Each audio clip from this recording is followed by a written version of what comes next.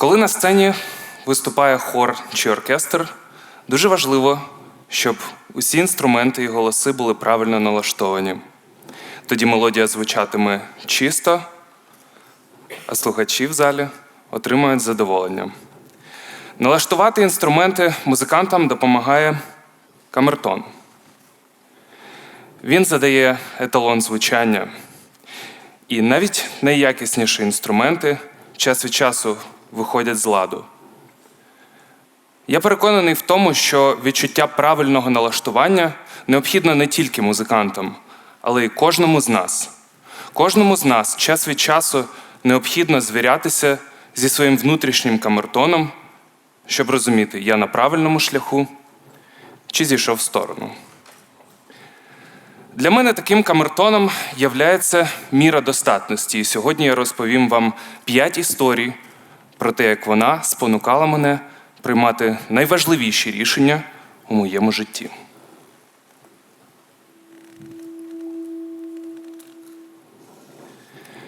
Історія номер 1.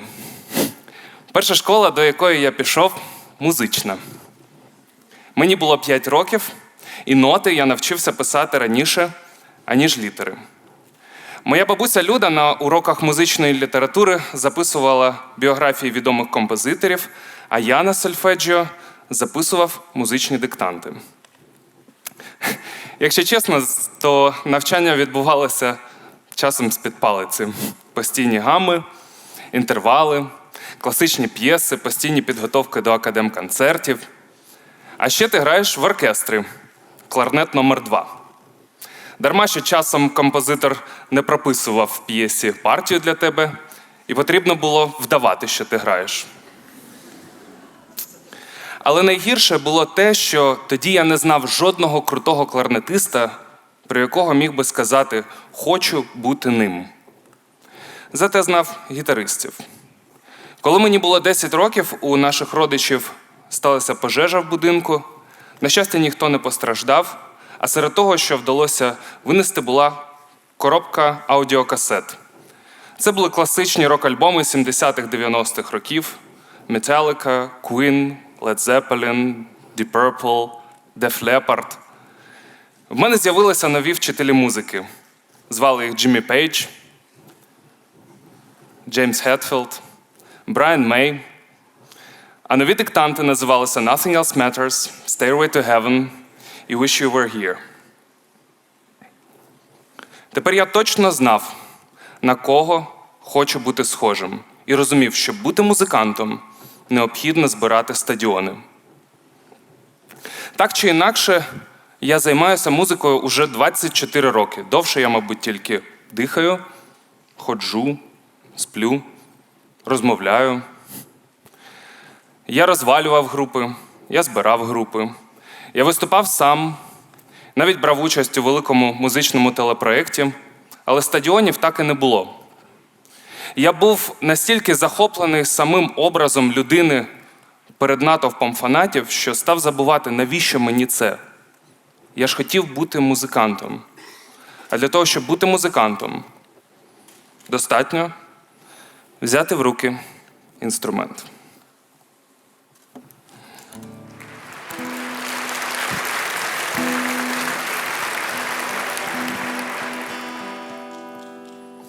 Стати чи битись, допоки є сили, стати на якір чи пнути вітрила за вітром, за вітром.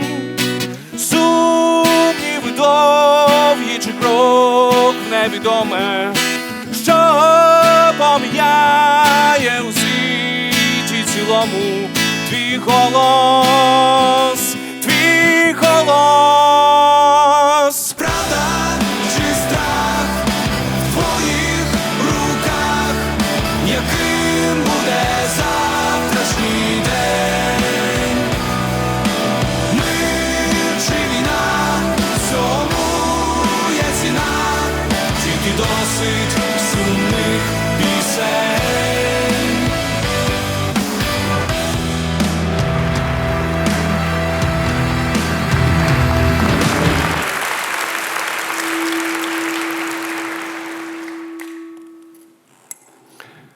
Історія номер 2. Мій батько дуже стриманий чоловік. Завдяки йому я навчився зважувати при прийнятті рішень максимальну кількість факторів і ризиків. 30 листопада 2013 року мама зателефонувала мені, щоб сказати: тато збирає речі, їде на Майдан. Для мене тоді це було настільки ж несподіване, наскільки й очевидне рішення. Для мене тоді це було показником, що тодішня влада зайшла настільки далеко. Перед нами стоять величезні виклики. Перед нами, хто тієї осені вийшов протестувати тоді ще проти зміни зовнішньополітичного курсу України. Ми працювали у невеликій квартирі на Подолі, збирали інформацію про постраждалих, про затриманих, намагалися координувати студентські рухи по Україні, готували заяви для ЗМІ, для публічних виступів. Євромайдан дуже швидко переростав у революцію, і ми дуже хотіли, щоб ця революція перемогла. Але що таке для нас було перемогою революції? Чи достатньо було звільнення всіх затриманих? Чи достатньо було відміни драконівських законів? Чи достатньо було посадити силовиків і людей, які віддавали злочинні накази? Я для себе внутрішньо зрозумів, що вважатиму перемогою відставку і арешт тоді ще легітимного президента Януковича, уряду, силовиків, які брали участь у кривавому розгоні, і суддів, які віддавали злочинні накази. І зрозумівши це, я подумав, що ці хлопці так просто не зупиняться. А отже, попереду, після розгону, вони будуть застосовувати зброю.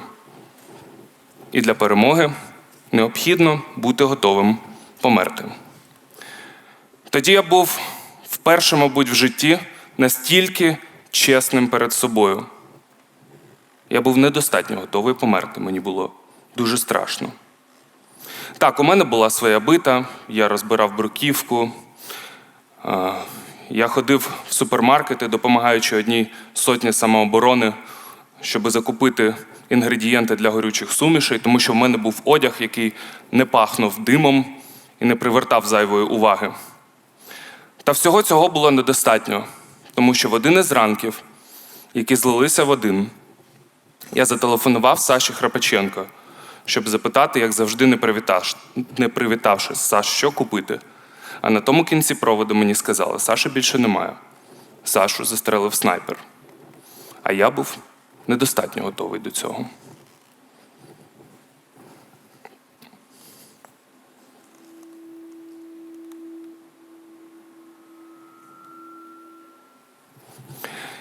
Історія номер 3.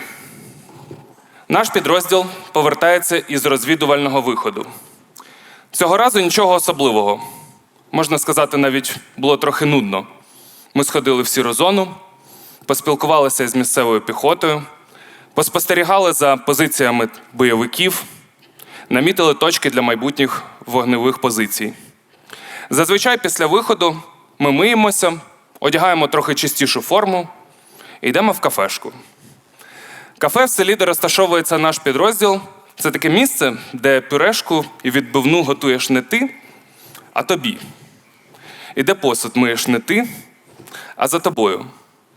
Ми беремо по 0,5 безалкогольного пива і щоразу піднімаємо один і той самий тост – за перемогу.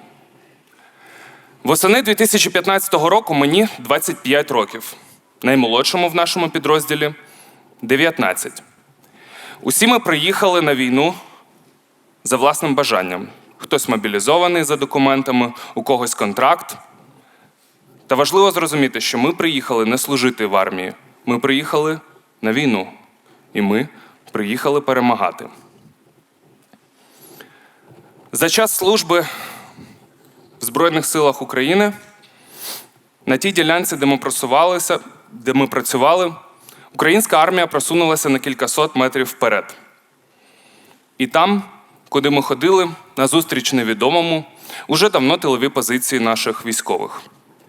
А декілька населених пунктів пролунають дуже скоро в засобах масової інформації, як такі, над якими відновлено український суверенітет. Я був солдатом Збройних сил України 14 місяців. З них 10 виконував завдання у зоні бойових дій. Щоразу, повертаючись із бойових, ми задавали собі одне й те саме запитання: чи достатньо сьогодні зробили для перемоги? Чи достатньо зробили вчора? І що зможемо зробити завтра? Сьогодні поки що Україна не перемогла Росію в цій війні. А отже, попереду в нас ще дуже багато роботи. І сьогодні мені достатньо того, що я живий. І завтра зможу зробити більше.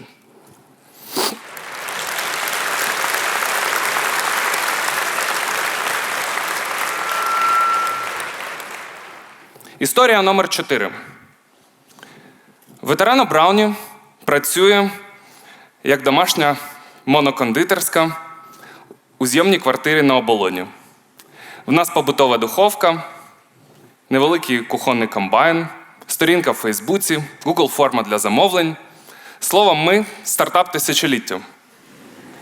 У свій 27-й день народження я дуже хотів виспатися, а тому корпоративне замовлення, яке ми зазвичай отримуємо від клієнтів на 4 кілограми, вирішив приготувати трошечки заздалегідь. Це наші постійні клієнти, з якими ми працюємо тривалий час, і щомісяця в кінці вони замовляють брауні на свої мітапи. Я виставляю неправильний режим випікання, і ось 4 кілограми непропеченого тіста відправляються в смітник. А ми о 23:30 йдемо в супермаркет, щоб купити продукти для нової партії. У свій 27-й день народження я не виспався, як і не виспався у 98% днів з моменту заснування власної справи. Щоразу перед тим, як лягти спати, а іноді я все-таки лягаю спати, я задаю собі одне запитання. Чи достатньо сьогодні зробив для того, щоб усе не пішло шкереберть? Чи достатньо був уважним до гостей, до своєї команди, до продукту, до партнерів? Чи достатньо я сам відповідаю тим цінностям і стандартам, які ми заклали в основу нашого бізнесу? І знаєте, часом відповідь – ні, недостатньо. І це нормально, тому що завтра будуть нові виклики, завтра будуть нові перемоги, завтра будуть нові поразки, заради яких необхідно жити.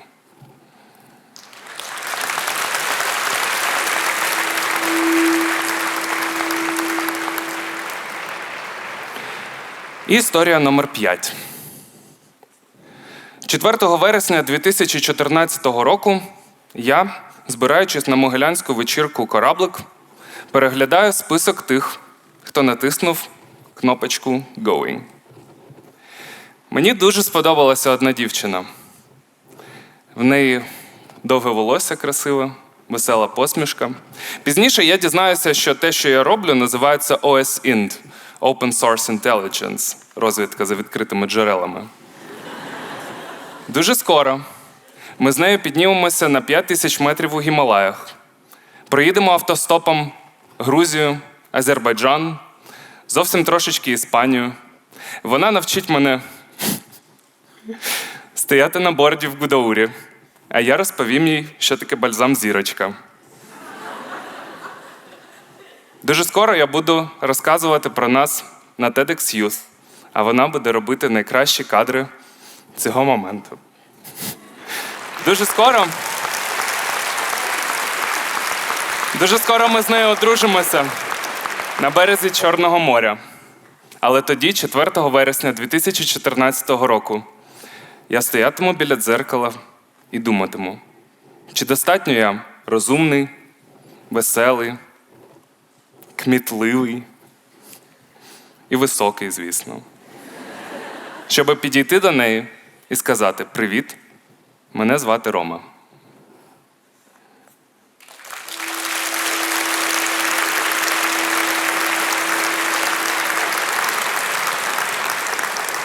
Який шлях правильний, визначаєте тільки ви. Чи для того, щоб бути щасливими, вам достатньо прийти на TEDx, збирати стадіони ваших фанатів, бути готовими померти чи бути готовими жити, приймати свої слабкі і сильні сторони, приймати нові виклики, перемоги і поразки – все це вирішуєте тільки ви, тому що ви і є головний камертон у вашому житті. Дякую.